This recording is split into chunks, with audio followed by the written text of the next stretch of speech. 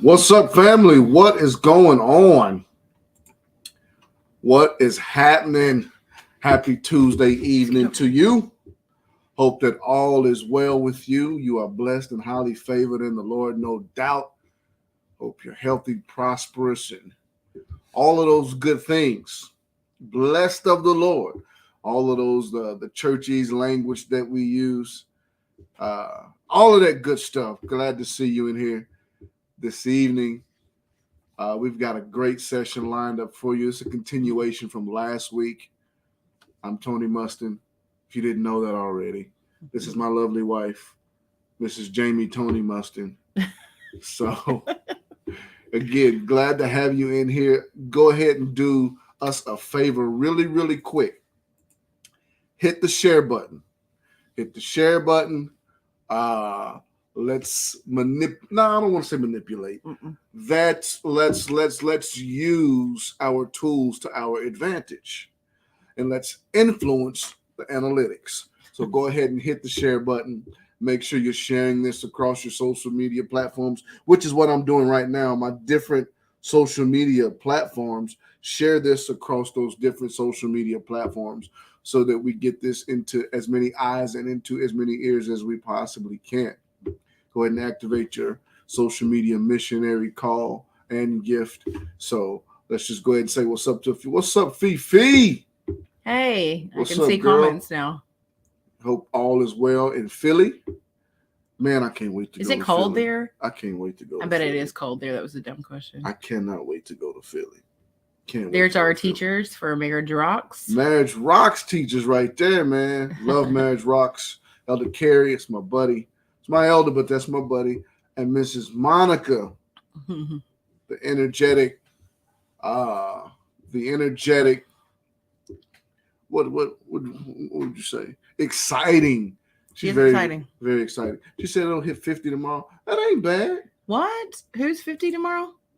The weather. Oh, the weather. Oh, no. That's not cold. That's not bad at all. That's actually perfect where I sit. It's 50. Yeah, 50's good. Let's talk about Marriage Rocks. So we've got the sock hop this weekend. Sock hop. I am extremely excited about that. I have no idea what I'm going to wear. Haven't bought anything. Haven't ordered anything. We talked about it. Was it yesterday? Today. Oh, Tony's going to look right. I am? I don't know. I think so. I hope so. I hope so too. So, yeah, it's supposed to be a big deal. I am looking forward to it. I am absolutely looking forward to sock hop. Mm-hmm. So, can't wait for that. It's going to be a lot of fun. Yeah, it's going to be lots and lots of fun. So, again, we've taken a couple weeks to do a different, give you a different look on the lean-in session. We're usually on here talking faith and theology and all of that good stuff. That's right, Miss Hey, Monica. Stephanie. It's going to be all that. It's going to be a bang. It's going to be fire. I agree. I think there's not very many more tickets left, I think, from what I understand. Hey to you, ma'am. Hope all is well with you. You said you don't think is there any... No, I think they're almost sold out. It should be. So if you're thinking about it. It's going to be an exciting event. Yeah. I'm drinking Diet Dr. Pepper too, by the way. Yeah, I don't have any ice in it. So ice is overrated. It is not. Ice is one of the best things can... No, ice is a lie. It makes you think you have more than what you really do. Whatever, okay. It is overrated. I disagree with you on that. So, yeah. Go ahead and you've already shared this, I know. You can copy and paste the link and hit them DMs. Text it to some people. Just in case you don't feel right tagging names in the comment section. You know, some people don't feel comfortable with you doing that. So especially with something like this, relational. Yeah.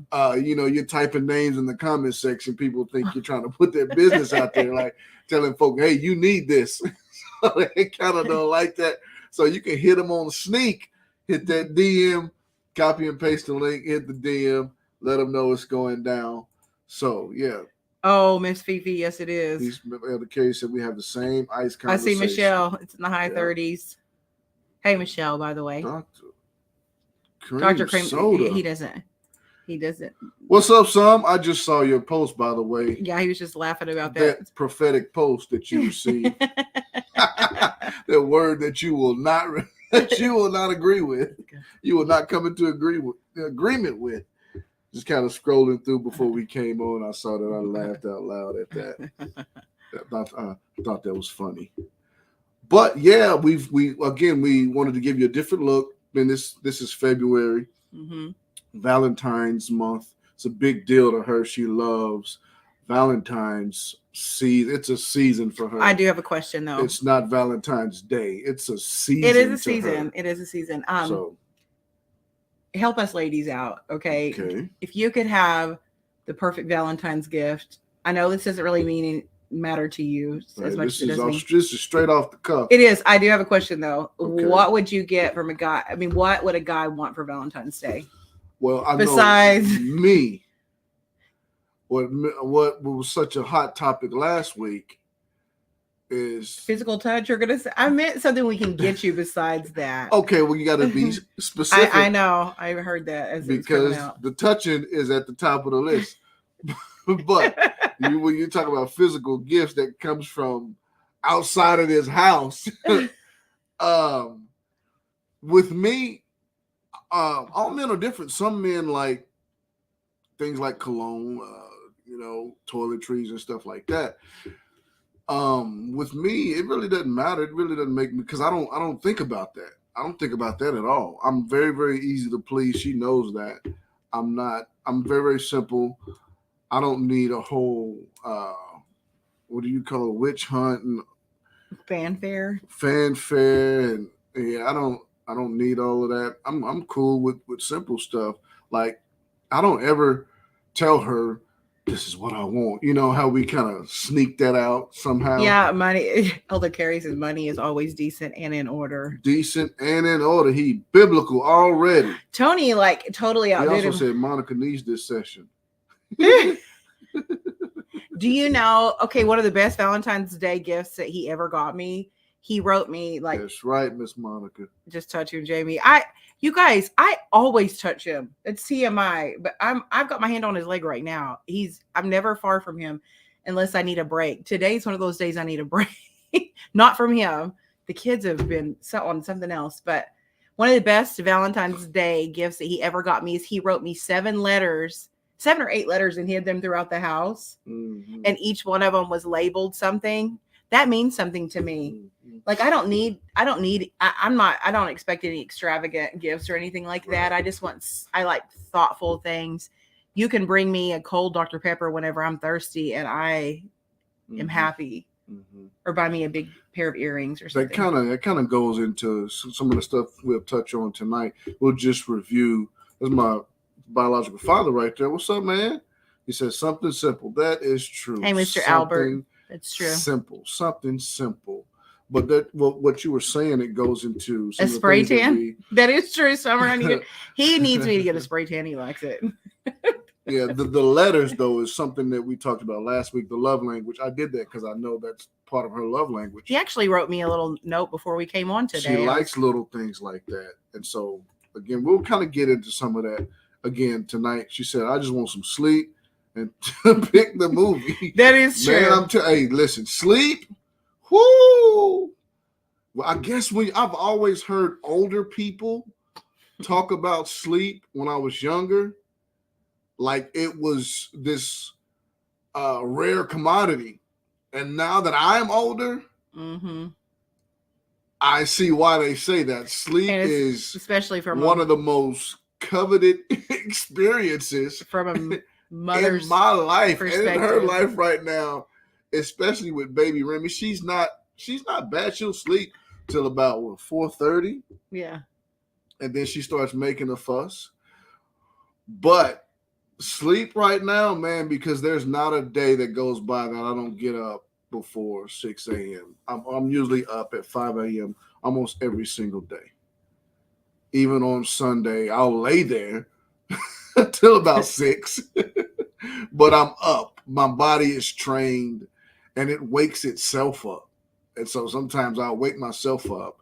And, sometimes I fall into, I just want to sleep, but sometimes that's God wanting to communicate. He wants to talk. So I pray. I pray Simple at and about thoughtful. 4:30. I could be more consistent with that. Just being transparent. This is a very transparent space, but yeah, that's a good time to pray and talk to the Lord. Simple and thoughtful. Mm-hmm. Absolutely. She says, a dark Yeah. hotel room, man. Stephanie and Summer on it from a mom's perspective. We want you to get us a babysitter. Mm-hmm.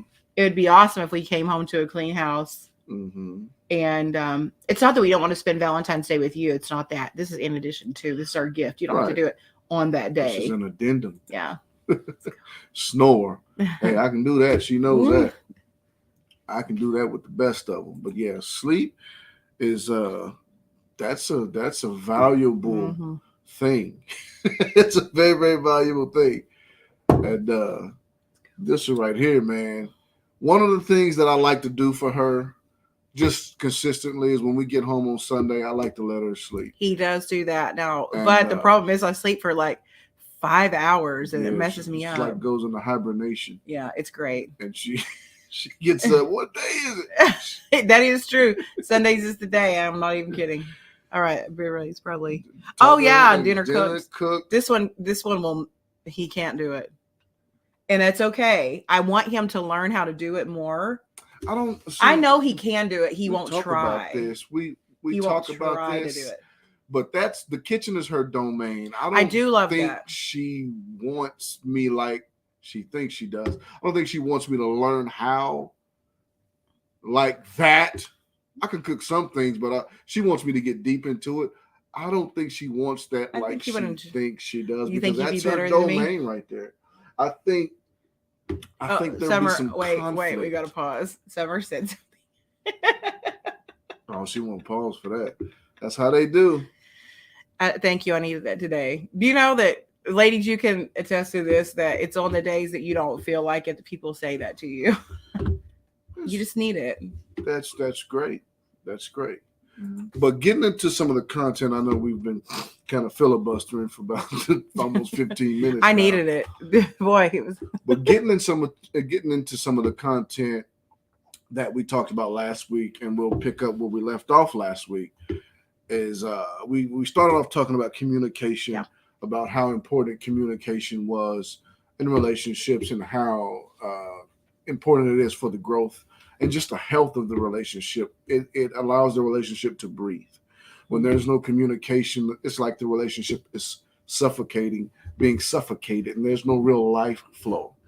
You're severing the life flow of the relationship when you cut the communication. Mm-hmm. So communication is a foundational piece. If you want to grow old with the person that you're with, communication has to be a foundational piece, and you've got to take it serious. You've got to learn how to communicate, and communication is not always talking. Sometimes communication is shutting up and listening. We don't always like to do that because we want to get our point across.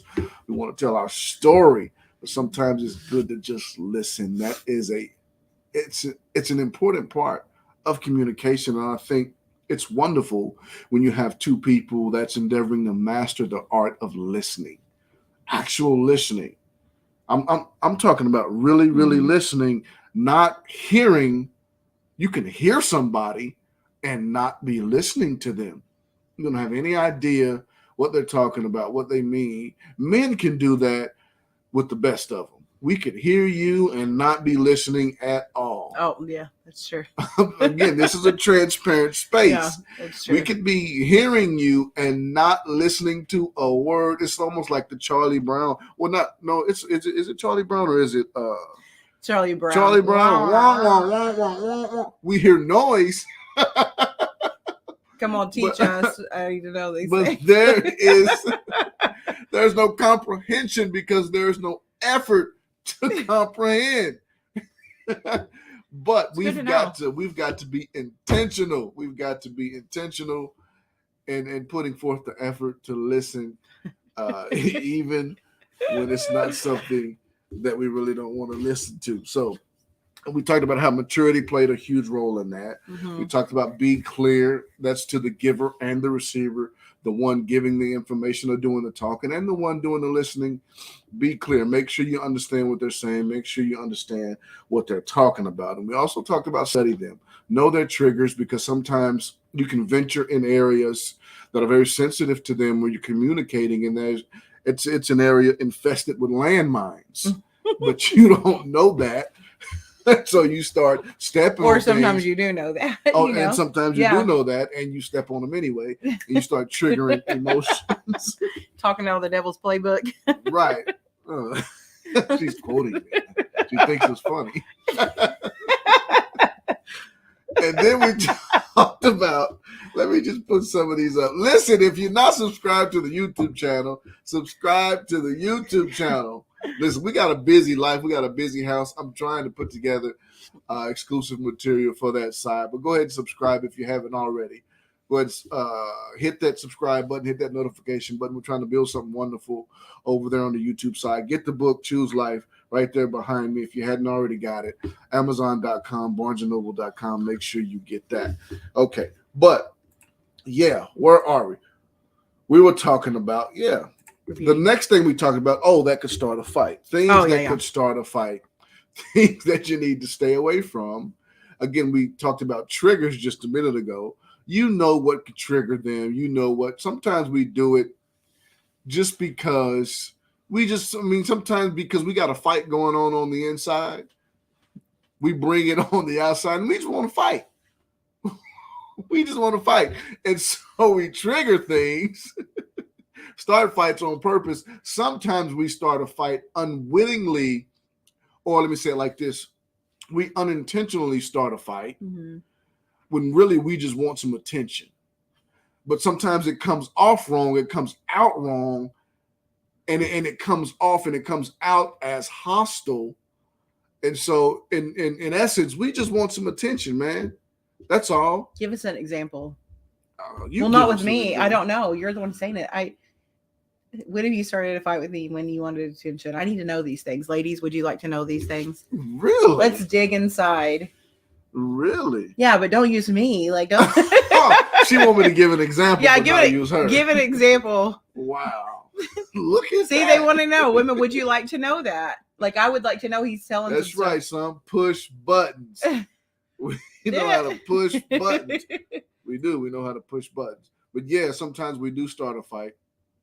Sometimes we do it I would do it. Are you just wanting to see responses? Is that what it is? Because sometimes when you're trying to get your point across, or you want to talk about something and you are bankrupt as far as emotional vocabulary, you haven't built that up, and you need to mature to the point to where you have not even a robust emotional vocabulary, but you've got a serviceable emotional vocabulary. And when you're not there yet, what you'll do is what I've done in the past is I'll give her the silent treatment, because I'm wanting to address something that she did. And so I'll give her the silent treatment. That is right, because I've said to you, like, you want me to know, you're wanting me to feel this. Right. So, you want him to feel it. You're wanting me to feel this. Feel that tension. And it's not working. Right. You want him to feel that tension, so you give him the silent treatment. Because again, the emotional vocabulary is not up to par. Isn't it funny how we can laugh about this stuff now? But right, that's because when you mature and you develop, you understand that. Yeah, I was you know what back then, and so when I say back then, I mean probably last year. He had his moment. We could both. Yeah, I will. What did she say? I will ignore the heck out of your butt. Yeah, that's true. When we want you to know something, we give you the silent treatment. You know, that starts a fight. And really, we just want some attention. I think what she's talking about, though, is like whenever we talked about this last week. Miss Monica giving you. Just enjoy the silent. That's right. No, that's what I'm saying. I'm with Miss Monica now, and I get it, because last week I think we kind of touched on this, and I didn't make myself real clear, probably. But whenever how I combated that, I was like, oh well, I'm gonna get some alone time now. Usually, and it's because I know that works for about Well, but It doesn't work long for her because she doesn't like confrontation. I hate confrontation too. I'm non-confrontational. I hate mess. I hate that. But in those moments when you're trying to get your point across, you're willing to go there. It doesn't last that long with her because she doesn't like me being mad at her. So it'll last for a little while, but then she'll finally break the ice. Well, yeah, that is true. We'll get into that here. But then there was also been moments where I'm thinking, okay, I know he's really not mad at me. Okay, so that is the devil. I'm like, he's really not mad at me. He wants my attention for something, so I'm just going to let him stew in this. Miss Stephanie, that's right. Yeah, and then you get you just can't win. You just can't win. So do you not care? Yeah, you don't even care. Another thing concerning, what could start a fight is undermining, and we talked a great deal about that last week. If you didn't watch it, go back and watch it. It's on my page. It's on her page. I had fun. This will be my last week with you. Yeah, I know, right? Mm-hmm. You have to scroll a little bit. Yeah, but I think it was a great conversation. Yeah. And we're talking about communicating.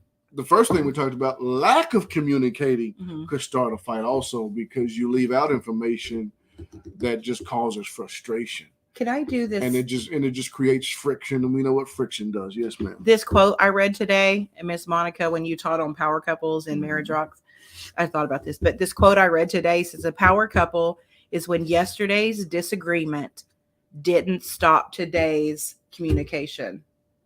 That really was a great. That's profound. You can tell maturity. A mature couple, let's just say that, yeah, is a power couple. I liked that. That spoke to me. Very, very profound.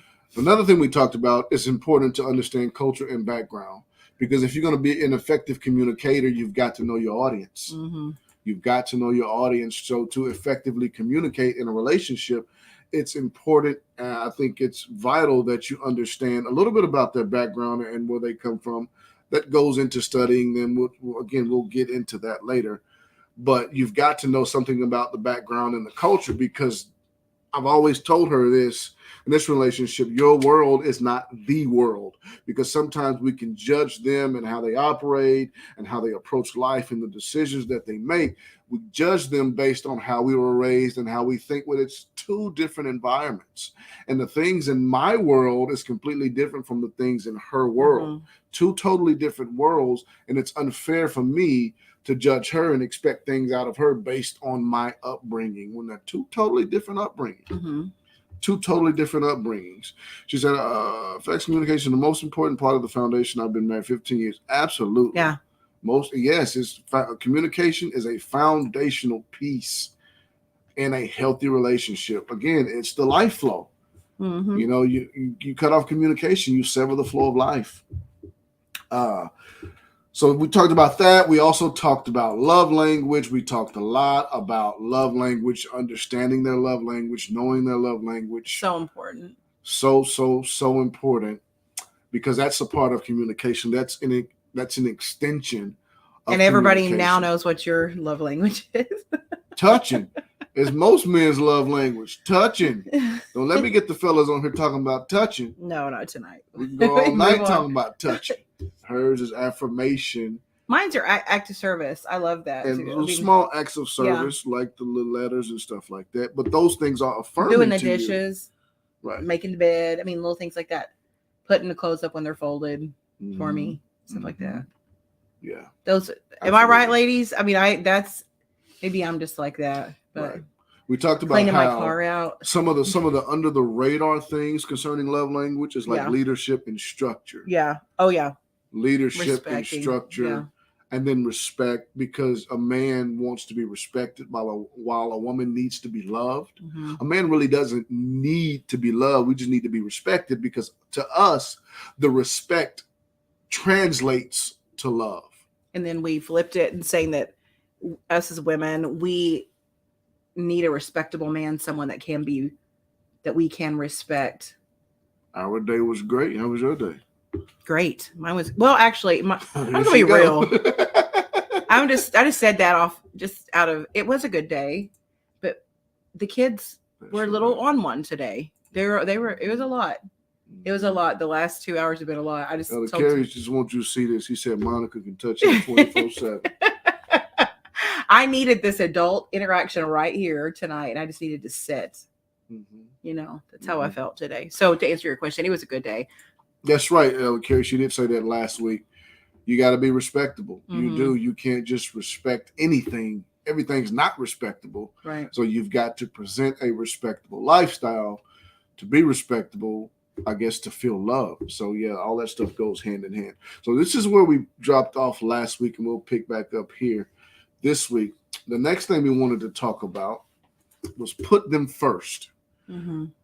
Put them first. If you're constantly doing this, the cupboards are always stocked. There's always something to pull from, and the cupboards of emotional affirmation, attraction, communication, all of those things, the cupboards are always stocked. They're never bare if you're putting them first, because you've always got something to pull from.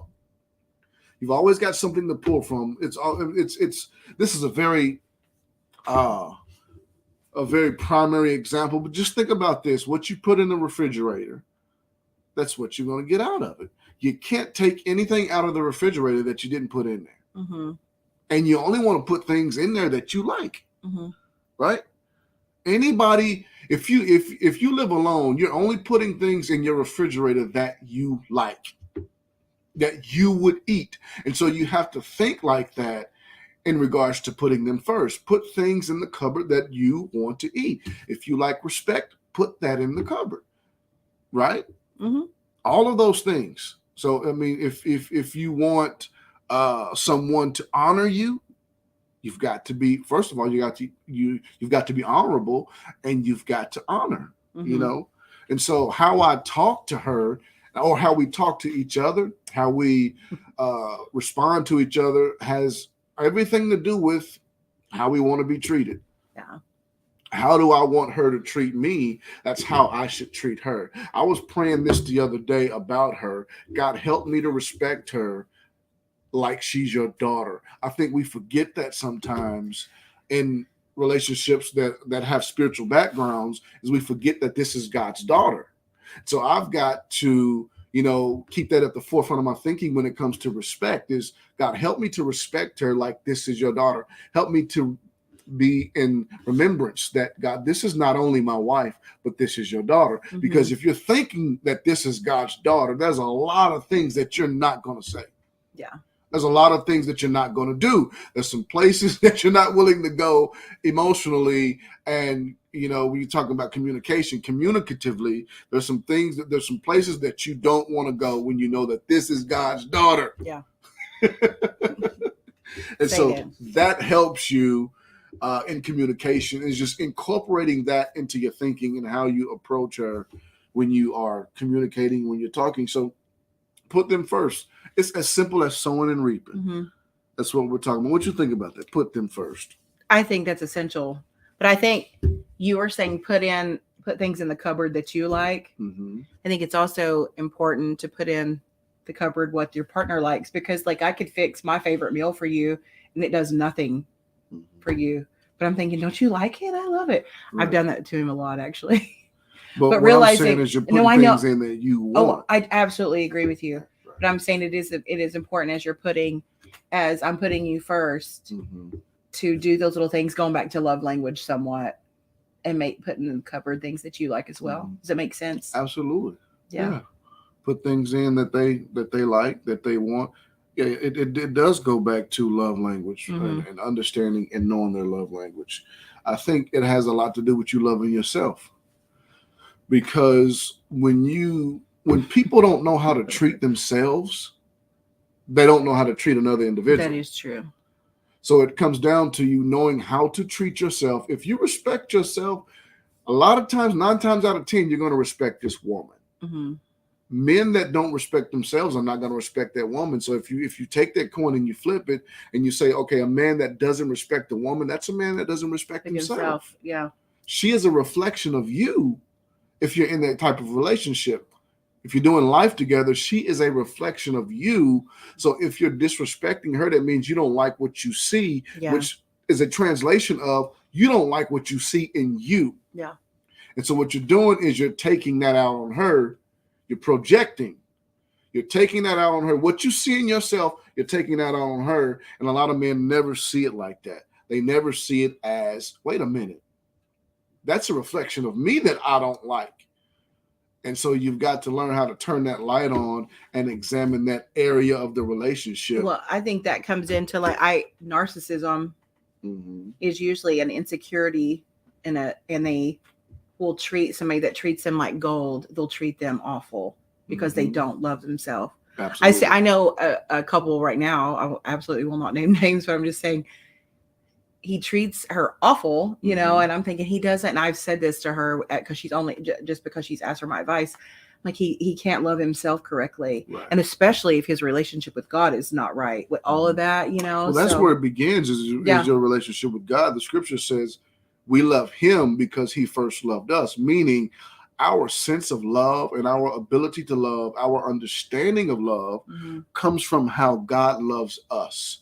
If you don't understand God's love for you, you can't give that out because it's almost like you become a pipeline of God's love.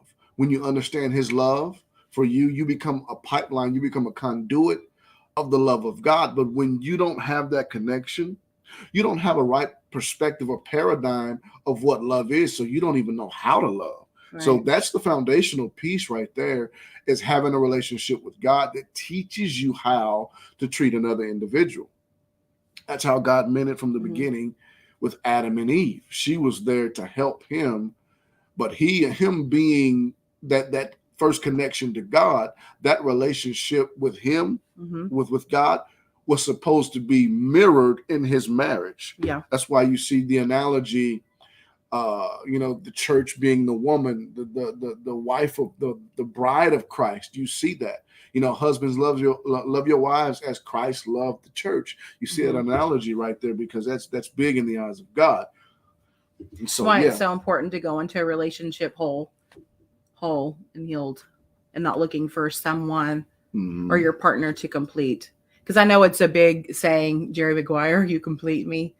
That's all. That's great. I get it. I mean, that's fun to watch. I think I cried during that movie. I get all of that. Yeah, but you wrong, do not go. What I was going to say is, you do not go into a relationship expecting someone to complete you. Right. Because as soon as because you're giving them power that they shouldn't have. Yeah, that's true. You're giving them control that they shouldn't have, because now they can control your value. If they complete you, they're now controlling your value. Yeah. And if they take whatever it is you say complete you, then you're not completed. So now you're kind of depending. That's what you call codependent. You hear Bishop talking about that from time to time. Codependency. Yeah. You're dependent on this individual to kind of, your scale of value and worth comes from this individual's approval or not approval, or whatever the case may be. Yeah. But yeah, another thing is, when you're putting them first, be willing to denounce your position if it's wrong. Love always honors the better. Yeah. I've taught that for years. Love always honors the better. What's the best thing? Men struggle in this area. We know this. Elder Carey's right here. I know there's some more men on here. You can attest to this. Men struggle big time in this area because we naturally, and you talk about creation roles, we are leaders naturally. And sometimes we mistake leadership with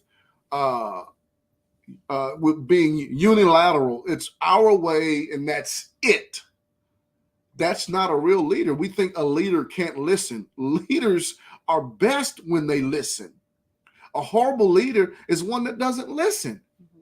So leaders have to listen. Leaders have to listen. Love honors the better. Again, men struggle with this because, again, we think we're the leaders and we think that our plans and our, whatever it is we want to do has to be it because I'm the man, I'm the leader. You have to listen to me, and that's wrong because sometimes her ideas are better than mine. I may not always voice that. I just say, go ahead and do it. That's translation I'm glad for we got that on that camera. was better than what I was thinking. Because I'm learning. I didn't know this. That was translation for that was better than what I was thinking. Yeah, very rarely do I push back on anything that she's presenting to me. And it does matter how I present it. It does because I can have maybe a good idea and maybe presenting it off in the heat of the moment. And like, you should have did this, and this. And he's not going to receive it. Never. At all. I mean, he may know, but he's not going to receive it at all. Never. And ladies, I like, say for instance, I would consider, I was single for a long time. I was very independent. I didn't want to be, though. I could take my own trash out and do all that kind of stuff. But you think I take the trash out now? No, absolutely when I have to, because I still won't do it. Love having a man in my house. Mike J. Reed. What's up, man? This is my family right now. Okay, that scared me. Bedtime for him. But with that, catch us on the replay, bro. You can be a strong female and still be submissive to your husband in a very healthy, and do that. Well, but it is important to me that my husband be that person that is easy for me to do that with, because I respect leadership and I respect whenever he leads. There's just a very few times that I don't always agree with it. Yeah. And sometimes it's I have to bite my lip, but I will. Right. And but that goes back to also being somebody respectable. To me, I needed somebody that I could look up, that I could look to that way. Absolutely. Someone that you can trust. It takes strength to be submissive. Oh, yes, it does. Because you are willing. No, how can I say this? There's security in that too. So you're willing to give up your will. You're willing to give up what you want to do in favor of someone else's idea. That's what submission is. It's something you're giving. If you're not giving anything up, you're not submitting. Submission is when you don't like it. Submission is when you don't agree. When you have another idea. If you have the same idea and you like it, you're not submitting. Oh, man. Okay, so you're just going in the same direction. That's not submission. Like 2 years ago, I don't know what it was, but Tony's real chill about storms. Oh, yeah. And tornadoes, all this kind of stuff. I am not. I am more, I'm practical with it. It doesn't scare me, but I'm like, there's a sense of urgency here. I speak to it. So, yeah. I speak to it, literally. Okay. So I do. One of the hardest things for me, I remember this distinctly. I can remember the feeling that I had. I wanted to go to my parents' house to get in the shelter. And Tony says, "You're not going anywhere." I said, "What? Excuse me? I can go anywhere I want to," is what I'm thinking in my head. I remember the absolute rage I felt. I felt like I was throwing a 5-year-old temper tantrum inside. I don't think I did outside. I may have, I don't know. But like I felt that way and felt rage. Someone said she remembers this. Do you remember? Yeah, probably. You were still, yes. So I remember feeling that. And I just, those moments, that was hard for me whenever I knew that I was right and was raised by people that taught me how to deal with storms, right? It was hard for me. Right. But I think I've passed those tests a few times since then on that. And so have you. You've gotten better. You went to a shelter, didn't you? I did that. I submitted. Then I didn't want to. I didn't have to. Yeah. But I gave in to her because I knew it would help her. And you know what? I didn't act out at all by any stretch. I wasn't panicking. I was like, honey, I'm going. So I did it because it was a situation where it didn't make a difference if I went or not. It really didn't make a difference. And so she wanted me to go. I wasn't going to go where I thought it ain't going to make a difference. Well, I would feel unprotected if me and the girls went to a storm shelter and my husband wasn't there, Right. Absolutely. So that was just an example. That made me laugh. I had to get that out. Mm-hmm. Yeah. But yeah, submission is it does take strength to submit. It's not an easy thing to do because you're giving up what you think at that moment is best. Yeah. But love always honors the better. Whoever has the better idea, if you love them and you're allowing love to lead, then you'll submit. Key word, allow love to lead. Most people don't do that. They don't allow love to lead. Love takes a back seat. and my will, my ego Mm-hmm. is leading. We're led by ego instead of being led by love. Love always honors the better. Got to remember that. As long as you're doing this, there will always be an emotional reservoir. As long as you're denouncing your position for what's best, there will always be an emotional reservoir. Again, that's the place you pull from when you need to. You pull from that emotionally when you need to. And so, as long as those cupboards are full, you're good to go. You're good to go. And so, I threw this one in here. She was much better at this than I was. Conflict resolution. I do need to give you your rose now. I don't know if that's appropriate for me, but I need to really acknowledge that Tony has really worked on this. Mm-hmm. Really worked on it and really succeeded in a lot of areas. So much. So thank you for that. Yeah. Conflict resolution. One, you got to be willing. Yeah. You've got to be willing. Both parties, so there has to be a collaboration. If you're going to resolve conflict correctly and effectively, both parties have to be willing. It's frustrating when you only have one party that's willing to resolve the conflict. I do not like conflict. Right. I am a peacemaker by nature. Like in my family, I'm a middle child. That could be middle children could be bratty. That is not me, but I'm very peaceful. I don't like conflict. So he said a while ago that I'm non-confrontational. That is true to a certain extent. I am when it comes to my family. If somebody has wronged me on the spot, and I will handle that, but I don't go out looking for confrontation, if that makes sense. Right. I don't like that. I will stand up and you don't always want to cross me on that, but I'm not a ticking time bomb. But conflict, I can't stand it. So I think that has taught me over the years how to bring resolution, and how important that is to be able to sleep at night. Yeah. It's got to be a collaborative effort, though. Both parties have to be willing, because if one's just pulling on the other, it's just going to get worse. Yeah.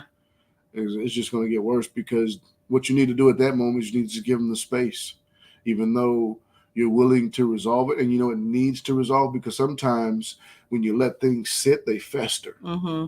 And they become worse. You need to put those little fires out before they come big fires. Yeah, because you're sitting here thinking about something, and every time you think about it, it's becoming worse and worse, and words are coming in your head that was never even really said. It's like a forest fire. Yeah, so, yeah. Because forest fire never starts big. If you don't resolve something, and this is not just in marriage, but just in relationships in general, then it is the devil's playground. Yeah, and it'll end up the battlefield of the mind. A forest fire. Yeah, because it just starts with a little patch of grass. Last sip of Dr. Pepper being lit, and next thing you know, if you don't tend to it, if there is no remedy for it, it just grows and it festers. And the bigger it gets, the harder it is to put out. The longer it takes, the more effort it takes to talk them down and to put out the fire. And that's because you didn't deal with it when it was small. So yeah, that's a huge one. Another one is communication. I know communication, we talked about that last week, but in conflict resolution, communication is key. Which means, we talked about landmines and stepping over landmines. You've got to be polished in how you communicate when you are resolving conflict in this regard. You've got to watch what you say. You've got to avoid certain words, certain terms, certain statements. And so you've got to be able to maneuver through, again, this landmine, so you don't trigger anything and set anything off when you're trying to resolve conflict. And it takes a degree of maturity for one to do that, because in your mind, I could say this right now, blow this whole thing up. If you want a night alone, you know what to say. You know what to say. And so you got to learn how to avoid certain attitudes. You got to learn how to avoid certain attitudes, man, because it can't be all about you when you're resolving conflict. All about trying to get your point across. You've got to kill that attitude. And so you've also got to be willing to bring the walls down. Walls are forbidden. Walls Yeah. have to come down. If you're going to resolve conflict, walls have to come down. And it takes trust to do that, because you are releasing them or allowing them into a place of vulnerability when the walls come down. And a lot of people put walls up for a specific reason, and we can't be judgmental. That's why I said we have to watch our phrases and the statements, and when we are trying to resolve conflict, because you can't be judgmental. Right. You can't be arrogant. You can't be condescending, because you don't know. You may not know. You may know. You may not know, depending on how far in the relationship you are, why the walls are up. There's a litany of reasons why walls are up. It could be past hurt. It could be fear. It could be, again, not knowing how to resolve conflict. It could be that, every time I tried to resolve conflict in my last relationship, I would just get cussed out. And so walls go up. Walls can be a defense mechanism. Mm-hmm.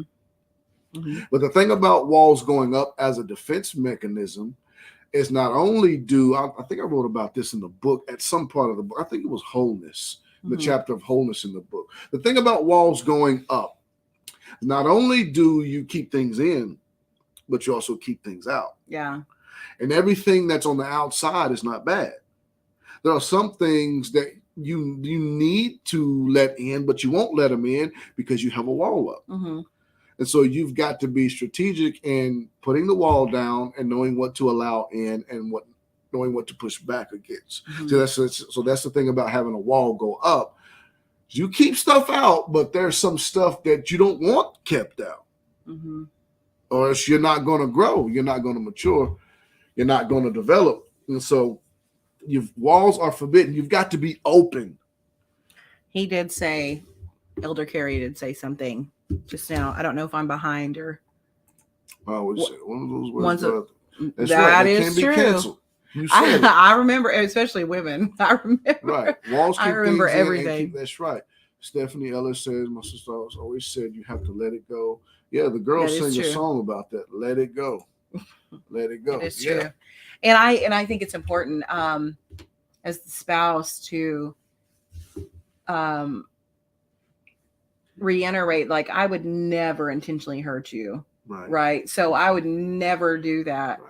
And time and teaching and learning each other is going to let you know that we may make mistakes unintentionally, but we're never going to hurt you. You know what I mean? So some walls are a defense goes up, but I can't, like, I didn't, sometimes you don't have all of that person. You don't realize you don't. Right. The issue with that is when you're going through that. Yeah.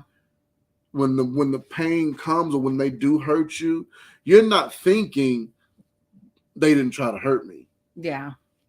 You know what I mean? Mm-hmm. You're not thinking that in that moment, which can be an issue, which is why the walls go up.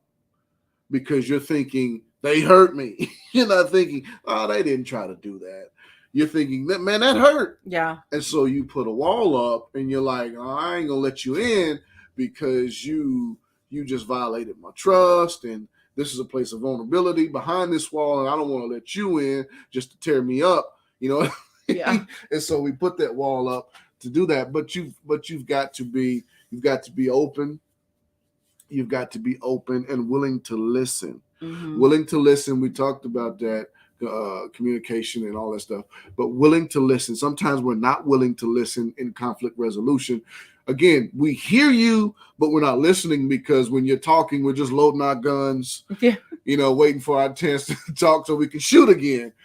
We want to get our point across. We want to prove our point. We want to be right. And so we're just shooting at each other. And what we do at that moment is we come away wounded. We both come away wounded.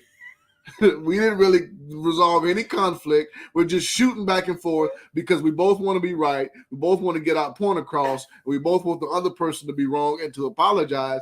And we both end up shot up. Arby crawled into the bedroom. Yeah, we both end up shot up and wounded. And it just takes something simple to break the ice. Her touch me, I touch her, or, something simple like that. Like, okay, she's inviting. Let me just go ahead and quit because I really want to touch you anyway. You know what I mean? when all the while it could have been dealt with if we weren't shooting each other.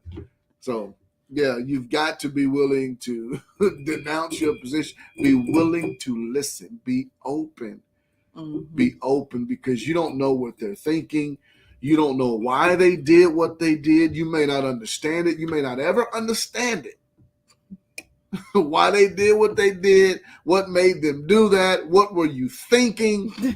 But you don't want to be condescending. Here is the reason why, because you're going to need that grace at some point. Amen. At some point, you're going to make a decision that's going to trigger something in your partner, husband or wife, and you weren't intending to do that, but it just blew some stuff up. And now you need the grace that you should have gave last time, because you're like, that's not what I meant. I didn't even mean it. I didn't even know I was doing that. I didn't even see it like that. And they are livid, but you need that grace. So you want to sow mercy. You want to sow grace, again, so that you have it there when that time for you comes. Stephanie says, we step away for a couple of minutes to calm down before it gets out of hand.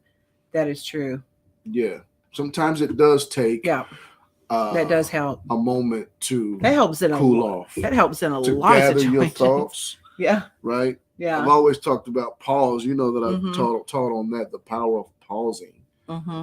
The power of a pause, to just pause and kind of gather your thoughts. Yeah. Recollect, you know what I mean, to kind of regain your posture, your emotional posture or emotional footing. Because if you don't do that, you're going to end up saying some stuff that you regret, because again, you're shooting each other, and hurt people.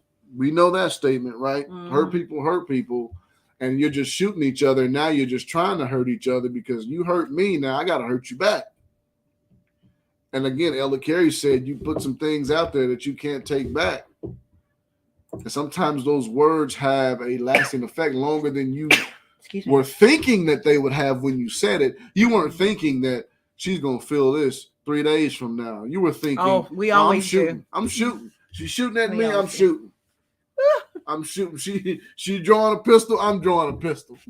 So you both have these emotional sawed-off rifles trying to take each other's heads off. And it really doesn't solve anything. It really doesn't solve anything. So again, you've got to be accommodating. Another thing with this conflict resolution is you've got to be accommodating. Mm-hmm. Help them. Again, be open, be willing to listen. Don't be condescending and arrogant. Be accommodating, right? Make sure that's a safe space so that they feel the value in opening up to you. They feel like this time is worth it, and that this person is worth it. This person is really worth the relationship. And so, you've got to be accommodating, which is, it could be a hard thing to do. Yeah. To be accommodating to someone who just hurt you. Because you ain't trying to hear their feelings. No, you're not. You know what I mean? Mm-hmm. When they hurt you, you're not trying to hear why. Especially if you feel like they're trying to justify it. Yeah. You're not trying to... Man, no. But it's fun to make up. Like there's no feeling in the world like coming back together.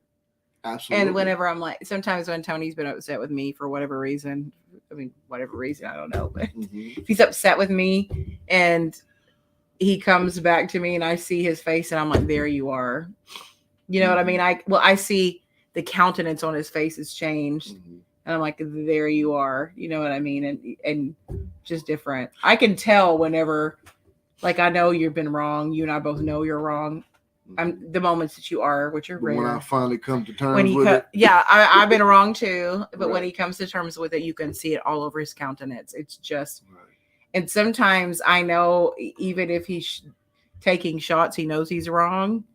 And that makes it worse. And I know that he's just doing it to keep his manhood. Yeah, it's pride. It's pride. To keep it going. And there is nothing like hugging after makeup. Well, there's an emotional burden lifted. Oh God, yeah. So yeah, That's why, and you have that lifted. You feel lighter because that was a huge weight. If you love an individual, we just have intense conversations sometimes. right? If you I don't want it to sound like we're always fighting because we're not. There's no. Here's one thing: we have a lot of things in common, but here's one thing that we have in common, and this will be have significance here. We both love hard. Yeah, we love hard. So that means if something gets out of line and out of pocket, sometimes there's a knee-jerk reaction there that we both have gotten a whole lot better with. You know what I mean? And it comes down to this conflict resolution, talking things out. Like I would not even answer the phone when she called because I ain't want to hear what she had to say. And until I stopped being manipulated by that, and then it didn't matter to me. I will see. I had to explain to her then. Yeah, it wasn't a manipulation. I understand. Tactic. I get it. I didn't mean to trigger. Right. I get it. It wasn't. This is. But I really did get to the point where I was so secure in our relationship. Monica's the one who was wrong. Yeah, I was so secure in our relationship that stuff did not affect me anymore. I didn't. I'm not going to try to call him like 10 times in a row. That kind of stuff. It's not going to. That's not going to be me. And like if he don't answer the first time after he's upset, I may call him again. Right. But after that, I just get a night off or something. Yeah. You know what I mean? Like I'm going to go watch a movie. Yep. Right. The thing is my issue was I didn't want to talk. That's why I didn't. It wasn't a manipulative tactic. It's just I didn't want to talk at all. And she wanted to resolve the conflict immediately. I didn't want to talk. Now, even though I don't want to talk, I'll answer the phone because I know that helps. He does do that. That's even though I don't want to talk, I'll answer because it helps her. But also in those moments, there are things that in conflict resolution and in resolution in general, you need to hear that person's voice. You need to hear where they're coming from. You need to listen. That's like sometimes whenever we've been in conversation, and not a fight, but just like we'll just talk about something or who we think's a better actor or why. You know what I mean? It didn't just go left real quick, And sometimes, or if there's something that we need to talk about, I'll just hold his hand. I think that's important. You've got to know that at the foundation of everything, that love is there, and it's going to help you. Like, but whenever I call you and you talk to me, that is so important because you need to hear my tone. You need to have some understanding. I need to hear your tone. That is vital. We've always said that you can't discern tone through a text. Never. You can't, unless you put a bunch of exclamation marks. Yeah, right. But even unless you want them to discern your tone. Even then, you can miss. I knew somebody that every time she read somebody's text, it was always like, instead of "Hey, I can't come tonight," she'd read, "Hey, I can't come tonight." I was like, see when you do that, then now that's left up to the individual, right, to interpret that however they choose. It was but something's wrong with somebody that interprets everything. Well, like that tells you something about how they everything, But you know what I'm saying? Everything was off, like so that's important. Man, answer the phone if your wife's calling you. Yes. Unless they are hagging, but even then, they need you. Yes. So that's why it's good to always pick up the phone and talk that out. Yeah. Because again, you're texting; they can't discern tone through a text unless you want them to. You're texting all caps, something silly like that. There's 10,000 exclamation marks. You want them to know you're screaming. Right, Miss Monica, don't do serious conversations over text, and never. That's right. The only time that we have ever, we wouldn't have a serious conversation, but and he's done the same thing to me. There are some things, once everything settles down, there are some things that either one of us might text out like a long paragraph as a resolution paragraph, not discussing, but just say, "Hey, I really want you to know this and this, and I love you. This is how I feel." Right.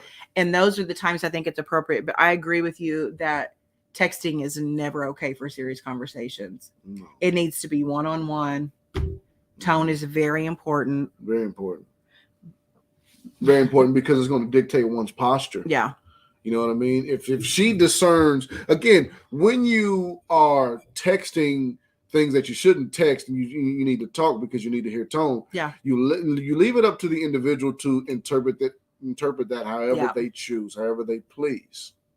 And so she can interpret. I could probably say it, not even say it like she's thinking I'm saying it. Yeah. And it could cause a knee-jerk reaction to her to send a certain text. And now I'm like, what? Yeah, that is true, because I've been like, he's called me and said, why did you? And I was like, what are you talking about? Like, I'm saying, what do you mean by this? And I was like, I said it like this. And he's like, oh, there's Fifi.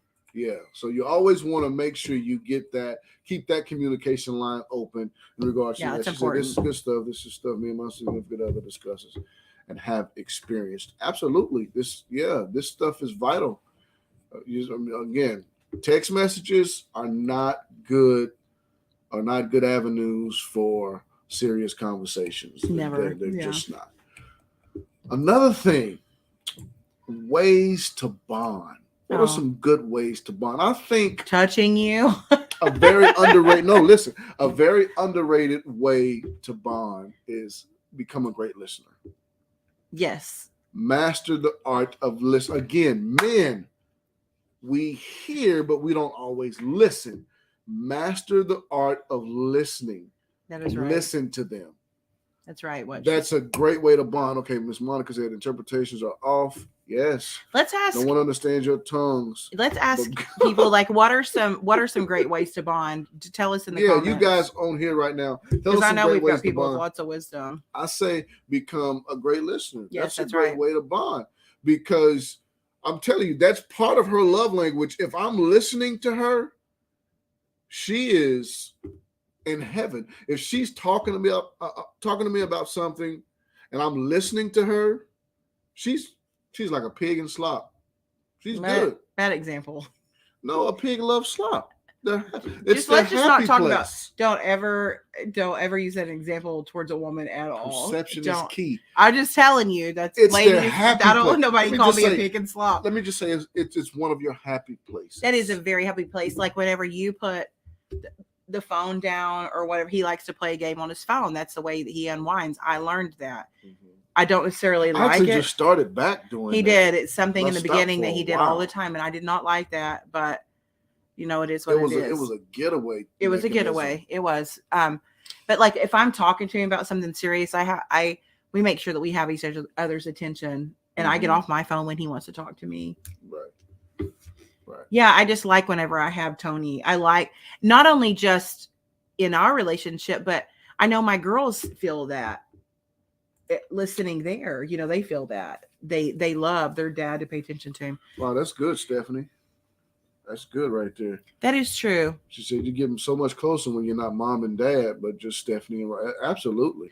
There's a guy I follow. Okay, there's a guy I follow on TikTok, and said like the perfect date night, like save the money for the hotel. No, save money for the restaurant or whatever. You're going to spend a lot of money. Take that money and just go to a hotel somewhere so you could be alone and not at home. I'm with that. And not at home. There's going to be some touching. Okay. I didn't want to go there, and that's not why I'm saying that, because I know people are watching that and don't want to hear that, but i.e. my family. But what I'm saying is just getting a woman out of the home environment, out of the environment that stresses her. Yes, and yes, it can be because so much of that environment it's related to stress. So much of that environment spells stress to her. Yes, it's just like I'm learning this real quick, that vacations with my kids are not vacations. They are experiences for them, but not. So Elder Carrie, that is true. We've actually talked about this, Elder Carrie. We've done this a couple times, and we've also done it a couple times with the kids. But even then, it's still nice just to get away, But in terms of relationship and bonding, one of the things that we did a couple of Valentine's days ago, is we set out in the parking lot because we had reservations at a restaurant, and it wasn't time to go in. And actually, I think we just said the reservations were earlier so we could be by ourselves longer. With the babysitter. But anyway, we sat out there and we found questions on our phone. So I was like, what can we do? And we, instead of just sit there and both of us scrolling Facebook at the time, So what can we do? So we ask each other these questions. It was like Interaction. 20 questions about Yeah. your partner, and we discussed life together. That was so fun. That was one of the things that I was going to say. Explore each other. Yeah, because like you can go into a restaurant and you can see a couple that are not interacting, and you can tell that they've been together sometime. Fifi. Are the dating folks supposed to get a room though, asking for a friend? Oh my gosh. This is for married. That is for married. Don't go get her in. Listen. You can get a room all you want. But no, avoid the appearance of evil. Right? You can say, well, ain't nobody gonna see me. But still. Temptation. Don't give any room. Okay. An occasion. Don't give an occasion. But you can tell in most of the time, people that are just newly dated, because they're all up in each other. A hotel is so different. A hotel puts you in a different mindset. It does. It puts you in a completely different mindset. It does. It's almost like when you get in there, you know what you're supposed to do. So it puts you in a completely different mindset. Is that right? You're supposed to do. That's why I love hotels, Oh, because wow. when you get in there, it's almost like it just takes you over. Like you know what you are there for. Everything takes you over. I don't know what you're talking about. She said we have Bible study in the room. Absolutely. It was good. Yes, you know Build what? yourself up. I thought about that, Elder Carrie, when one of you guys said that. I don't know if it was who it was that you went to Branson, right? Is that right? And did conversation starters. Mm-hmm. Sometimes ours can be heated on that, but they're fun. I love it. I love to be able to learn more things about Tony. I mean, little questions like today, like I had seen somebody in Wisconsin won the Powerball, and they won like $250 million. And I'm thinking to myself, sorry, Mom. I'm thinking to myself, I know what I would do with that money. And I think we all want to say, like, I would do this. And we've spent time, Tony and I have done that together. Like, what would we do if we won the Powerball? We don't play it, but what do you do if you won it? The place I want to go to, she don't want no part of. No, I know. But just little things like that. So, like, it's fun to dream together and to learn about each other. That's important. Yeah. That's a way to bond. You have to be intentional in exploring each other. You know what? I love like when Tony, whenever I've said, just come in the kitchen with me and clean with me, not because I don't want to clean it. That's always the case, but it's not that, but it's fun when we do it together because one, it goes faster. Damn. 2, we're working through a random. We're working deep. That is good. There's a book. That's deep right there. It's talking about questions to ask before you get engaged. What are you trying to say, Fee? I said before, questions to ask for great conversation. Bonding. Yes, it's good. I love that. Yeah, absolutely. If y'all know, we're talking about a way to bond, to bond. It is true. So take interest in their interest. That's true. Take interest in their interest. Sometimes, poor mother, she did a head to the forehead like 7 times because of what I said about the hotel room. Oh, this takes a great deal of intentionality. Take interest in their interest. That can be hard because again, especially if you're from 2 different worlds. What interest do you have to take interest in that that's interesting to me. Like, what interest do I have that you don't care about? I mean, that you don't particularly care for, that you'd endure. Bluegrass? Not so much. That's cool. There's times, Tony and I would just ride in the car, and I would let him listen to all the songs. I was the DJ, and I'd let him listen to all the songs that I grew up on and that I love, that means something to me. Mm-hmm. I know he's probably I'm interested in her childhood house that she always talks about. Yeah. On the corner that everybody will come to, this 2-story house. No, it was a 1-story house, but it had like 2 living rooms, 2 kitchens. Yeah. And I always listen to her tell her childhood stories. Like some of them I've heard like 8 times. Well, okay. But I never say, you've told me that already. I always listen because they mean a lot to her. I like to tell stories. I have a story for everything. I listen as if this is the first time I've heard that. And she tells it like it's the first time she's telling me too. So that just works. See, Stephanie remembers that. Stephanie remembers the house. It goes hand in hand, right? That there was together. home. But Yeah. So like but it's important to me, like where he come from. So Right. because where I came from was so important to me, I understand it. Right. Like he will drive through his old neighborhood. We have twice in our relationship, and he'll point out to me and or the girls like where everything was. Ground, yeah. Like certain shows she like that Marriage at First Sight. I don't have any interest in that show. You got whatsoever. interested in that. I got interested in because I was with you. Yeah, okay, but that is a show. Okay, that show right there. The reason I liked watching it is because you would see these two people in relationship, and it was like almost like we could talk about it. It was a bonding thing for me because I was saying, see what she's doing, see what he's doing, you know. And I always focused on the woman because I'm like, she needs to stop doing this, she needs to stop doing that, and that was bonding for us. It was Wednesday night. It was on Wednesday nights after church, and I love it. Like we live 45 minutes away from church. I love the drive. You know why? Because I get to spend it with him. We're in the car. The girls are buckled in where they cannot go anywhere. And it's me and him just talking. Yeah. Or just sitting. I just like it. Marlene! Of what not to do. What was it? Of what not to do? Oh, the show. The show. Yeah, Marriage at First Sight show. What not to do? Like? Yeah, I do like that show. I haven't watched it in that show whatsoever, but I would watch it with her because she liked it, and she would explain to me everybody's story and what's going on. And again, I would just sit there and listen. Again, the whole time, this is news to me. I didn't know you didn't like this. Bonding. See, you see that? You see how well I played that? She didn't even know I didn't like it. I ain't have no interest in it whatsoever. But again, that goes back to ways to bond is become a great listener. It's always what not to do, Marlene. That's what we talk about more than anything on there. Yeah. It's never what to do. It's more what someone should do. Now there is some shady stuff on there. It's always like from the guys though. They're always doing not always stuff. Not always. You know what I mean? Like this one guy was not interested in this girl, but he kept doing stuff with her. He was not interested at all. I'm like, dude. Okay, moving along.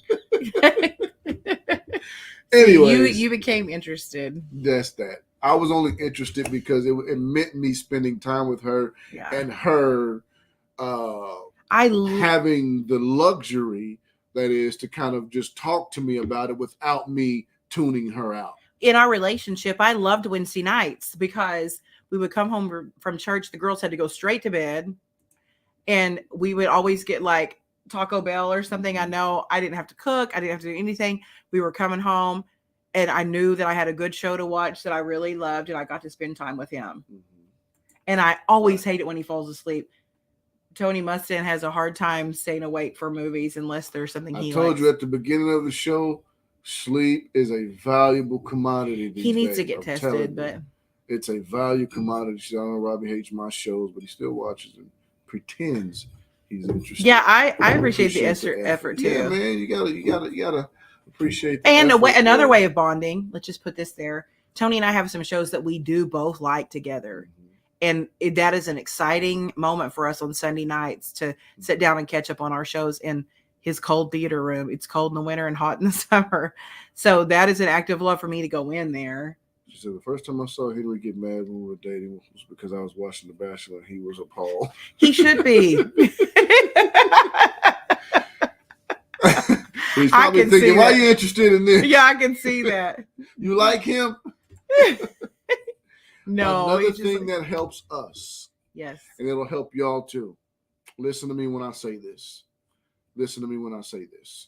If you're doing life with an individual, to the best of your ability, make sure it is somebody you share in purpose with. Yep, right.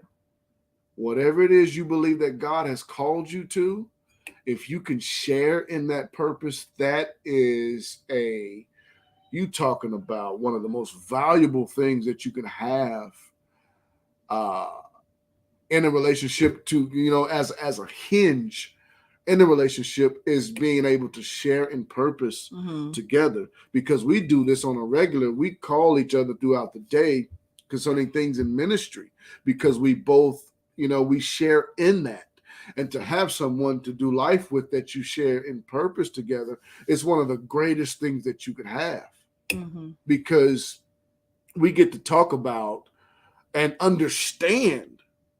That's one of the biggest things when you share in purpose is they understand where you're coming from. They understand what it takes. They understand, the I don't want to say the amount of work that's put in. You kind of understand that to a degree, but you kind of understand the reason why you do what you do. Right. Because if you're in a relationship with somebody that you don't share in purpose with, it's hard for them to kind of understand why it is you do what you do. Mm-hmm. And then if it's hard for them to do that concerning the individual, it's really hard for them to appreciate it, and it's hard for them to kind of to support that because they don't know, they don't understand, and a lot of times they don't even care because their purpose is something completely different. Now, some people come together and it works, but I know people where it don't because they don't share in purpose. But when you share in purpose, that's a centerpiece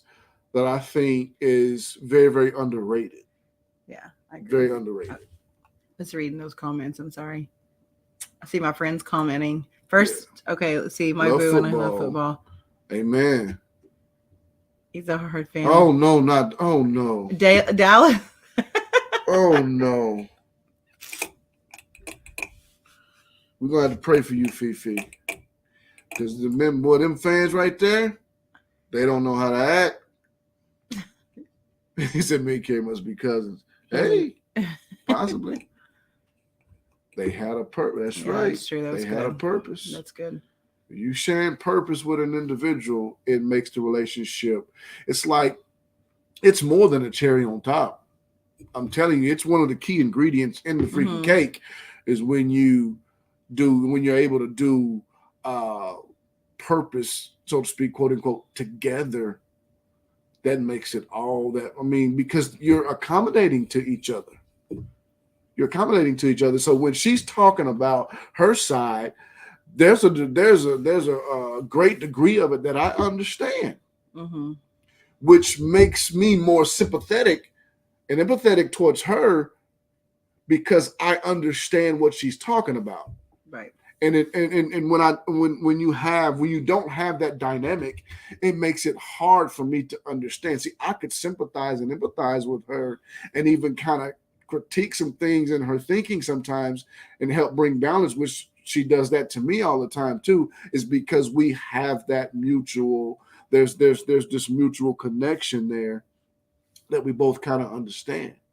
It just takes, are you willing to listen to it? And sometimes, again, we talked about this, Elder Carrie and Miss Monica talked about this in Marriage Rocks. Sometimes women don't want you to fix everything. Right. They just want you to listen. And sometimes it's hard for men to do because naturally, intrinsically, we are fixers. It's most of the time. We just need to get it out and talk about it. And see, the hard thing for a man, let me let y'all in on this. I don't know if most women know this. The hardest thing for a man in those moments when you want us to just listen to you vent, the hardest thing for us as a man is to just listen and not try to fix it, because if we don't fix it and make it right, we feel less than. Yeah. We feel less than a man. We feel like our protective instincts and skills are somehow being compromised. We're somehow giving up, or we're failing in an area, or in the protection area, in the covering area. We're failing in this area, and so we automatically get into fix it mode because we want you to feel protected. We don't want you to have, to bring a problem to us, and we somehow can't come up with a resolution. We somehow can't fix it. So we automatically, naturally get into fix it mode. And sometimes we have to pump the brakes and say, let me rewind it, pull that back. I don't need to try to fix this. Because you may need to preach that to yourself while she's talking. Well, I don't need to fix it. I don't need to fix it. I don't need to fix it. But then if she gets emotional, that makes it harder. Because now I'm in super protective mode, almost to the point of physicality. You know what I mean? Super protective mode if she's getting emotional. And so I think there needs to be a mutual understanding. That's my boy Gino right there. That there needs up, to Gino? be a mutual understanding that when you give those type of vibes off, it's going to pull a certain something out of me. Right. Because he said to me, first of all, I think it's very important to know what to vent about.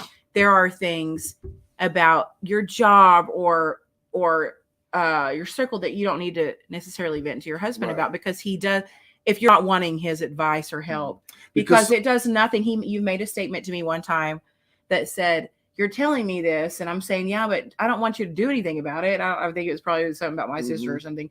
I don't want you to do anything about it. But you said, but you're telling me this, and I need to do something about this because I feel like I need to do this. It makes me want to protect you or something. Because sometimes it feels like when you get emotional, sometimes it feels like you want me to do something. Right. And that's right. And I am learning that, but there are things that I won't bring to him, not because I don't want to, that I'm trying to keep something from him, but I'm just venting, you know, like just venting. So I have learned over the course of our relationship when to do that and when not to do that. There are some things that you can't help but be visibly upset about, and you're going to obviously ask me what's wrong, or I just may want to talk to you about something, you know, but most of the time, you know. Yeah, this most of the time you feel like this right here, what Stephanie is saying. All I need is a hug. That's right. That is true. But sometimes it doesn't come off like that. Right, because I don't ever want to make my problem your problem, because I know that you are a protector. But that's impossible. Right, exactly. When we share in life. Right. It's impossible. Your problem. See, Elder Carrie just said this. If she hurts, I hurt. I want to get rid of the hurt, whatever that means. Right. That's true, because. And there's been times where I've said, you know what, honey, I need to vent about this, and I don't want you to try to fix it. I need to process. I don't want you to try to fix it. I'm just whatever it is, whether I'm having a time with my kids, whether I'm having a thing about like this house is getting out of order, you know, that or anything like that. That is not the time that I need a lecture about time management. Right. I just want to vent. I want him to say, you are doing a great job, which he did. Just leave me a note.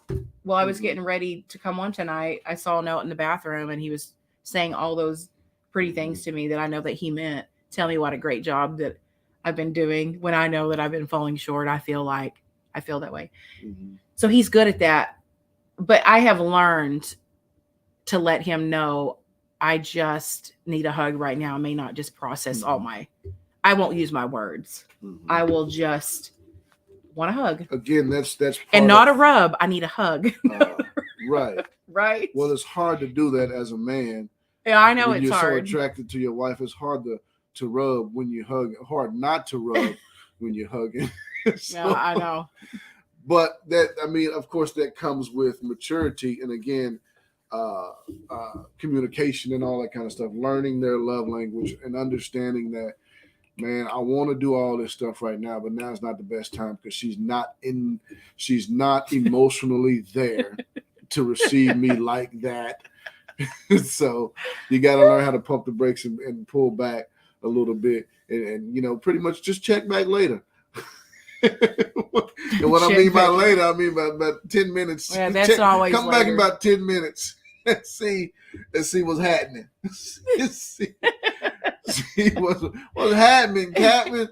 See, Monica knows. Miss Monica knows. Not a hug. Yeah, but hey, that's how we're wired, and that's a part of being accommodating. Is understanding. That, oh, I'm sorry. Right. Understanding I'm sorry, that we are wired differently, and I need to shut down. Yeah. I need to shut my emotions off and accommodate hers in favor of her. Yeah, Marlene, you good now, babe? Yeah, right. Everything good now? I've got it. That's true. Again, that's the way men I'm are okay. wired. The moment that he would stop doing stuff like that, I would think. Yeah, we talked about this last week. Yeah. We talked about it last week. If anything's ever off, I'm like, what's wrong? You know? And then right. I expect it from him, but I also expect for me to kind of push back a smidge just for like 30 seconds. Oh, Talitha. Yeah. T's on here. Yeah. I just saw that. So you're going to get your rubs. Right. It's timing is key, I mean, guys. just- Well, you'll learn this. Okay, let's start here. Rub an arm. Right. Timing is key. Yeah, you have just to be know. strategic. I could be in full how you're going to approach and how you're going to get there. There's just some times, and my dad's been gone 11 years, and there'll be times just randomly, and that I would maybe start crying about something, and he'll come in the kitchen, and I'm listening to a song, and he's crying, and he'll start hugging me from behind, and I just need Right. him to hug me. I guess. And then I just black out and go into full grope mode. I'm like, this is awkward. Okay. Yeah, I black out and I just start groping. I go into full grope mode, and I'm thinking, I gotta accommodate. We are wrecking my mother's night. Look at her. I know. She see them kids in there. She's here all the time. She sees everything. She know the stork didn't bring them. She said, I'm mourning, get on me. Yeah, I mean, it's just like weird. I just need a moment. Let me listen to Go Rest High. This is not a groping song. Fifi. Yeah, buddy. Where my dogs at? Yeah, we do. This is so good. Yeah. Our next date is going to be the sock hop, so we're excited about that. Got a babysitter planned. Yeah, that's pretty much it. We already talked about the perfect date. Did we talk about the perfect date? You guys didn't list some ways to bond. We want you guys to list some ways to bond. Gino, man, where you at? There's Talitha. Some ways to bond. My man Jesse, what's going on, man? What's up, Jesse? It's good to see you. You guys list some ways. What do you think are some good ways to bond? Because there's a lot of people on here. What is your favorite way to bond? And there'll be more on here later. You know, we see people popping in and out. So just always think that this audience is always going to be bigger than what you see. So you're going to help a lot of people. We finally got a babysitter for the weekend. Yes. Right. Is your mom not around anymore, Marlene? Oh, you said. I said. Let me find. Oh, we already said we missed it. What did you say? Long drives. Oh, long drives. I love road trips, especially in our minivan. He also said cook a meal from a recipe together. Oh. Yeah, that's why I want him to get into cooking. Like, I want him to. I mean, he's going to have to want to, but we've talked about it. I'm like, he would really enjoy the smoking meat process. He would just really enjoy that, because I know that if he ever started it, he'd be good. I don't know that I want to babysit meat like that. Okay, well, babysit. It's like a 12-hour thing. He's good at everything he puts his hand to, so I know that he would just really enjoy it, and I enjoy it. Right. Yeah. He can cook ramen, but not like me. He said apparently. That's good cooking, boy. I'm like, I don't fried believe that. bologna. That's some good eating right there. Yeah, Jesse loves to cook. That cake, Jesse, that you made was excellent. Gino, you say cool together? Being cool together, like hanging out. Hanging out, chilling. We go on excursions around the city. Yeah. Oh, excursions. I like it. If we lived closer to Lathan and Gino, we could go in on babysitters together and just make it so easy. Yeah, Mike, they don't know nothing about that fried bologna. 2 slices. Oh, yeah. 2 slices of fried bologna, got a slice of cheese in the middle. Let it melt a little bit. He can cook bologna. Like, he can do that. But he likes it. Be crispy. He likes it where it bubbles up right in the middle. It has to be bubbled. Because we were always taught to cut it in 3 spots. Like, you know, and he's like, what are you doing? Now we're back at the culture and background. So you got to understand that. We like fried bologna too. She had to learn it. Well, she couldn't do that for me. Because from where I'm from, you don't cut no bologna, 3. No, you let that bad boy bubble in the middle. Yeah. The crispy edges. Mustard, Felicia. That's right. You gotta have the mustard, Fifi. You gotta have that mustard on there. And that barbecue. I remember the first time. Right there. The first time, this is not a cultural thing, but the first time I made him breakfast, I fried an egg because that's how I like them. And he looked at me and said, "What is this?" Like, he really did not know what it was. So I had to learn his. And it was a shock to her system that I didn't know what a fried egg was. But now he didn't understand way more about culture and background. Like, okay, that's the way they did it. Right. So we did snow ice cream during the thing, during the storm. Never had that either. And he never had it. So I found pleasure in fixing stuff for him that he's never had. Right. Like he's eating Brussels sprouts right now. I'm really excited about that. The only thing we did with the snow was play in it and piss in it. So. Oh. Yes. I was like, you. I was like, what? No, where I'm from, we never ate no ice cream. You couldn't go out and get no snow. You better not. It was good too. It was really good. Leave that yellow snow alone. I have vivid memories of eating snow ice cream and watching some movie with alligators. I don't know what that is to this day. I just remember that. Like that was one of my best memories. Oh man, your mama's dang. Miss Carolyn, I didn't know you were still on here. I'm sorry. About what? Oh, when you said piss? My Mimi would have said that. Pork roll and a fried egg. Who said that when you come here? On cheese. On pork roll and fried Kaiser egg. roll. Kaiser roll. Life changing. Oh, I believe that. There's not much I don't like. My mom made me some ice cream all the time. See, Monica did what that was. I got you. That's what's up. Man, you know how long we've been on here? A long time. An hour and a half. Yeah. We've been on here an hour and a half. I've never been on here an hour and a half with anybody, I don't believe. Yeah. But that just shows you right there that we live what we're talking about. The mother is so concerned that we are ignoring the kids. They don't want us to come in there. They have not been in here today. Because if they want us, if we come in there, we could probably gonna make them turn the TV off. Tony Bell did slip a while ago and broke her leg. She said, I can't do my dance moves anymore. Right. We may need to go check on him. She said, now I can't practice my dance moves. Right. Because she broke her leg. Yeah. So that's it for me. I enjoyed being on with you the last 2 weeks. I appreciate that.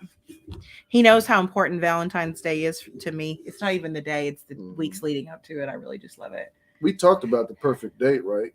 What's your idea of a perfect date? Well, for me, the perfect date? Yeah. I like going and enjoying a nice dinner somewhere that I can get dressed up and go to. But I just enjoy spending time with you. Quality time, not some loud restaurant. I like it. I like drives. I like going on long drives. Tell you what she really likes. Listening to music. She likes when she doesn't have to do anything as far as get a babysitter, knowing where we're going. She wants to get in the car and go. I do not. Yeah. I have to find babysitters all the time, and I don't enjoy it. When I find a babysitter and I've picked the place and everything, she is like, yes. But like when we went on the cruise and we didn't have to cook or anything like that, that was so. I didn't have to cook and it was dark in there. I just really enjoyed that. I just like going places and being with him. I like walking around with him. Fifi, listening all to that our music. caking. What does he say? I gotta call my booth and we bond over our daily morning and good night phone calls. That is very important. That's good. Even though we live together, we talk on the phone throughout the day. Yeah. I mean, it's just good to do it. It's good conversation. It's good to do life with somebody that that you're friends with. We love the same music. We love most of the same shows. It's good to thank you, Miss Monica. Wow, it's good to do life with people that you are friends with. Somebody that you are friends with. Jesse, because you could everything doesn't always have to be. See, we've talked about this before, and I told her the older men get, of course, we like all the touching and all that. We like the attraction, but there's an emotional side there too that men never tend to really bring up, and it's not an issue with them, so to speak. On the surface, it's not an issue. But when you really get to doing life, it can become an issue when you become emotionally bankrupt, because there's an emotional reservoir that men need to, they have to have that filled. Mm-hmm. And we're so physical all the time, we don't pretty much tend to that. There has to be an emotional, intellectual, mental connection there, because when we're not touching, when we're not, doing the whole physical thing, there has to be something that's keeping them interested. And we say, well, I love them. Why do you love them? What about them do you love? If you never talk enough and you don't have that intellectual and emotional connection, what is it that you love? See, now you are down to physical attraction. It has to be more than physical attraction, because you can be physically attracted to people you don't like. I don't know. That you're not even. I mean, you can be physically attracted to people that you want to slap. Yeah. So it has to be more than physical attraction. You have to have that emotional and that intellectual side, that mental I'm side. getting sleepy. It's covered. what time is it? 9:30. Okay, you see, that's a good thing. That is great. Friends. Yes, so important in developing the foundation. I actually like going. I like it when we have date nights with other couples. I do like that because for some reason it's just Fifi, you talking now, girl. Love after you fall out. Man, that is true. Come on, because a lot of that attraction be lust. It's just lust. And when that lust wanes, when it wears off, and it's just this individual, do you like that person? See, I was thinking about this about her today. If I take her and put her in a Latino's body, I would have married her. If I take her and put her in an Asian woman's body, I would have married her. If I take her and put her in a black woman's body, I would have married her. So it had nothing to do with the outer as far as physical ethnicity. Oh, it had nothing to do with any of that. It was her. It's who she is. That's what. Of course, she's beautiful. That's what attracted me to her. But what attracts you to them when it's time to look behind the beauty? Yeah, it has to be more than the way that they look. Because if you're just going off looks, like she just told you earlier, some days she doesn't feel beautiful. And we are imperfect people. Some days that hair just doesn't. I know my hair. Some days my hair just doesn't look good, and I don't feel. And it's all. It seems like that's all. That's always when she like, man, you are so sexy. And like I like that. Well, I like the back of his head that he hates. He's got a little. I hate it. He's got a little roll in there. I love it. I hate that. My dad had one. That's probably why. I hate that. But you know what?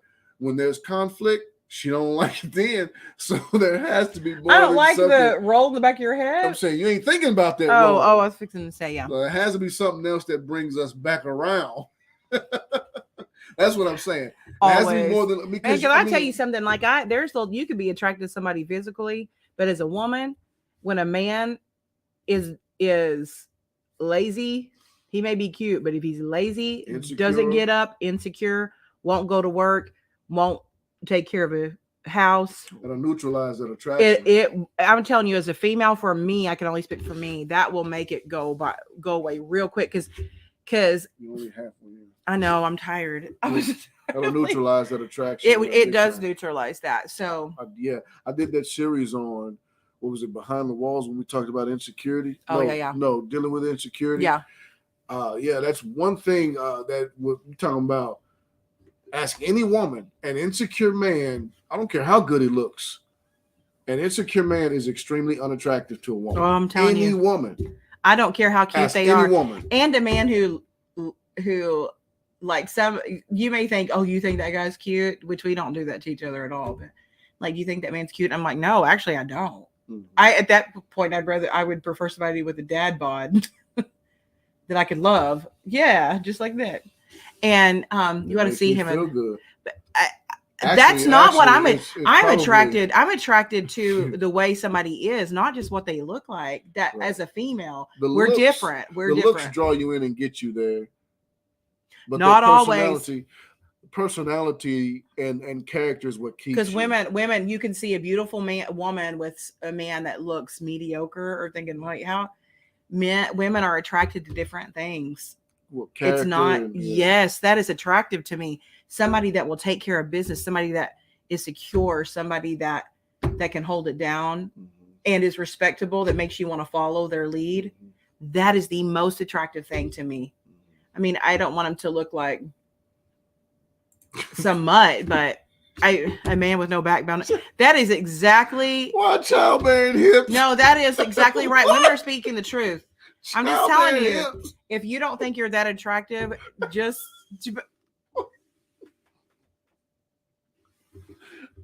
Okay, we need to go. Wait, I admired who Henry was. Here, I want to hear what she says, Marlene. I admired who Henry was first before we were together. I fell in love with his character. That is key. That is a big key. Deal with women. That's why I said it has to be more than looks. But women, it's almost never looks. I'm telling you, Well, dang. I'm just telling you that it's not what That's gets not you. very encouraging. That's a bonus. No, that's a bonus. That's not what I'm saying. Goodness. No, that is not. That's a bonus, but that is not what. That is not, ladies. I mean, if you're still on here, there's 8 people left. But if it is the truth, it is about 40. It is first and foremost about your character. That is absolutely, and how you treat. How you treat. Yes. So you fell in love with how I treated you. Yes. Yeah. We're different. It wasn't about looks for me. Well, you made it easy. What? For me to treat you. Oh yeah, yeah. You made that's again. It goes back to it has to be more than looks. There has to be what's behind the looks. Yeah. Okay, what's behind the you that you present? Because I've known some by world standard. I'm being real careful how I phrase this, but like by the world standard is a good looking man, and they're trash, man. You know what I mean? Like I'm like, no, thank you. Yeah. Next, you know what I mean? Like, no, thank you. So yeah, that's a bonus, Miss Monica. That is right. Deny that. Because women don't go out looking for ugly men. No, they do not. That is true. But yeah.